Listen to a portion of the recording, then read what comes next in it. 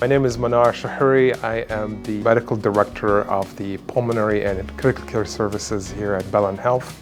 I am very privileged and lucky to be able to be part of this specialty, where we span outpatient type issues, patients with as common as a complaint as a cough, which is it's very bothersome. It's not necessarily life-threatening, but it's an incredibly bothersome symptom, and all the way to the limits of sustaining somebody on life support and fighting for their lives.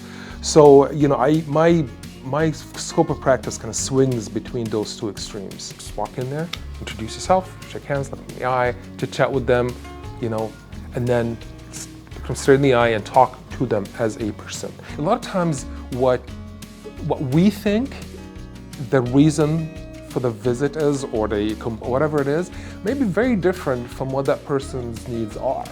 And I've learned this to do. It's just, this is how I want to be treated, right? One of the things I've learned to do a long time ago, especially in the ICU, when the patient is unable to talk, for whatever reason, is ask the family, bring in pictures. Bring in pictures of that person with them and their families and hang them on those walls. Stick them on the walls. It's a constant reminder for us that, this is the goal here. Is this person lived a life before, we want to live a life after, we want to get them back, humanize them.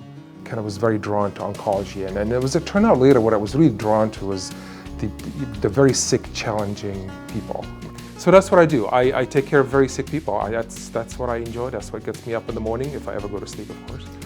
And that's I look forward to it every day. Sending somebody home, back to their families. There's no greater rush. There's no greater satisfaction to send that person back to their home and with their families. At the end of the day, we're all human. We all suffer the same. We all want the same things.